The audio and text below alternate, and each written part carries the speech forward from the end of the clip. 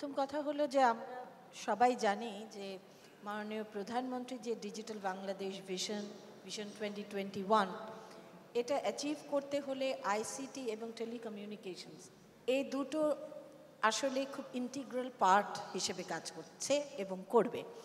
এবং আমরা যদি এসডিজির গোলগুলো দেখি তাহলেও আমাদের বলতে হবে যে আসলে আইসিটি এবং টেলিকমিউনিকেশন ছাড়া অধিকাংশ গোলই কিন্তু অর্জন করা সম্ভব হবে না। তো আমাদের খুব ফোকাসডভাবে এই বিষয়গুলো নিয়ে এগোতে হবে। এবং আপনারা অবশ্যই জানেন, তারপরেও বলি বিষয়টা অনেকটা এরকম যে আইসিটি যদি ভেহিকলটা হয় তাহলে আমি হলাম রাস্তা।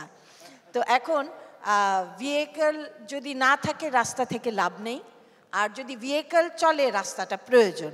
কাজে আমরা পরস্পরের পরিপূরক। এবং এইভাবেই আমি দেখি যে আপনারা যত কিছুই বলেন, যদি আমাদের ইনফ্রাস্ট্রাকচারটা আমাদের সঠিক না থাকে তাহলে কিন্তু আমাদের গ্রাহক সেবাও পৌঁছে দিতে পারবো না।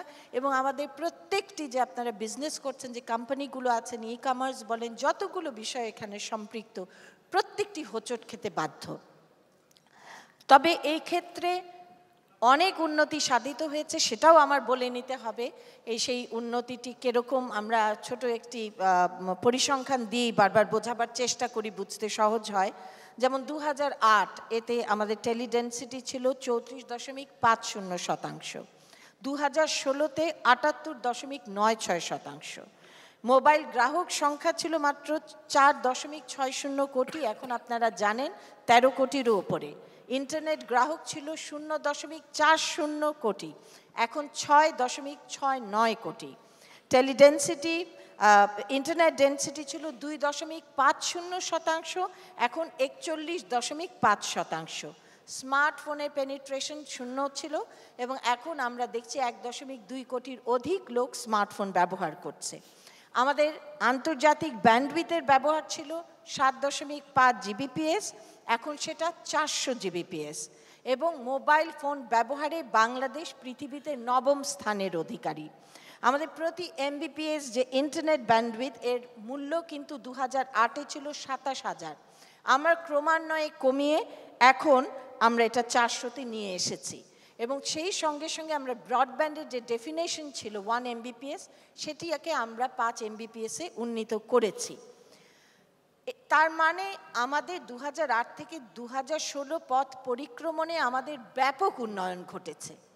এবং এরপরে যদি আমরা আসি যে আমরা কিভাবে ইনফ্রাস্ট্রাকচারটাকে আরও ডেভেলপ করার চেষ্টা করছি, আপনারা জানেন যে আমাদের 1108টা ইউনিয়নে আমরা অপটিক্যাল ফাইবার কেবল আমরা লে করছি এবং 349টি উপজেলায় এ বছরের মধ্যেই কাজ শেষ হবে।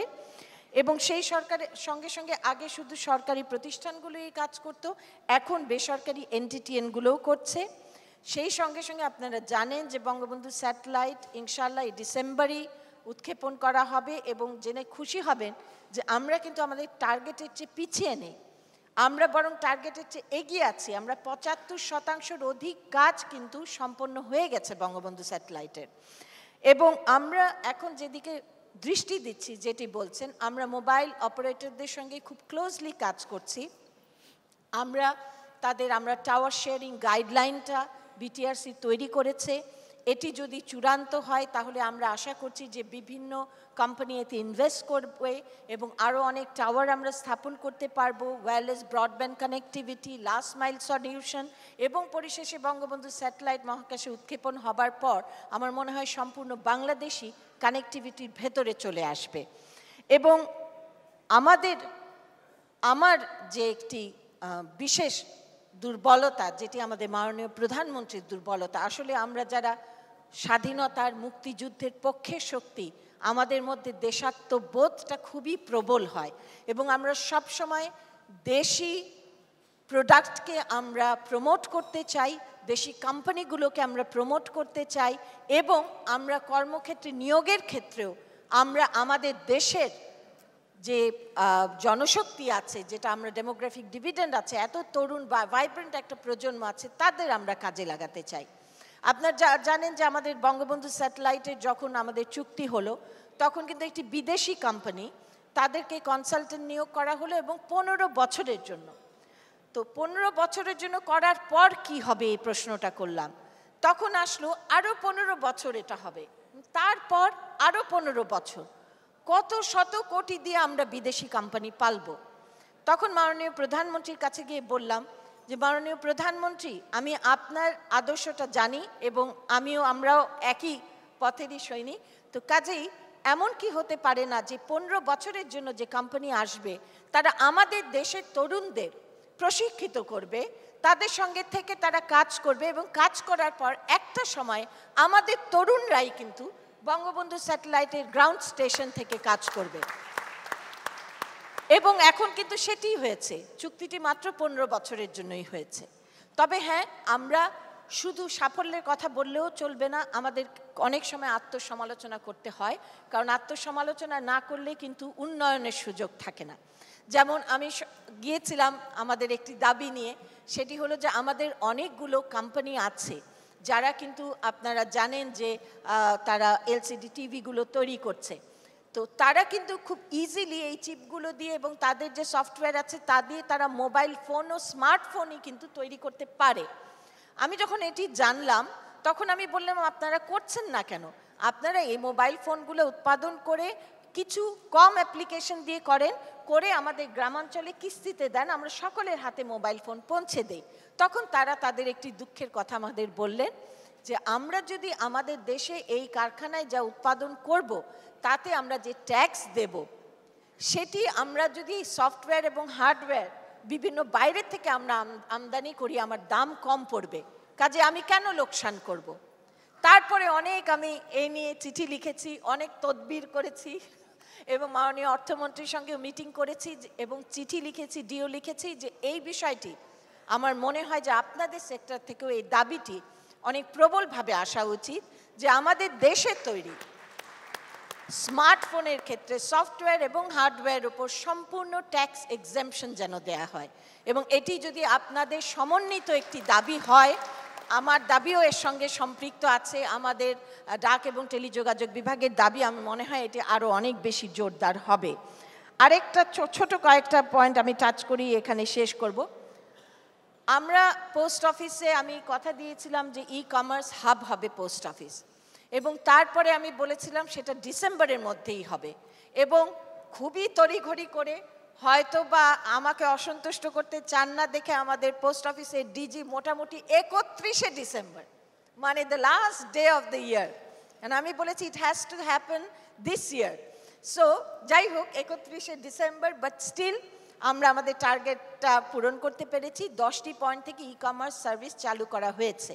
আমি আপনাদেরকে কথা দিচ্ছি যে এই ই কমার্সে আমাদের দেশে যে প্রতিষ্ঠানগুলো আছে যারা ই কমার্সের সঙ্গে যুক্ত আছে তাদেরকে দাঁড় করানোই হবে ডাক বিভাগের মূল লক্ষ্য, এবং সেই লক্ষ্য কাজে নিয়ে আমরা যদি ই কমার্সের হাব হিসেবে গড়ে তুলতে পারি ডাক বিভাগকে, সেই সঙ্গে আপনারা যদি আমাদের সঙ্গে পার্টনার হন, আমার মনে হয় যে এটা বাংলাদেশের ডাক বিভাগের আয়ের অন্যতম উৎস হিসেবে পরিণত হবে।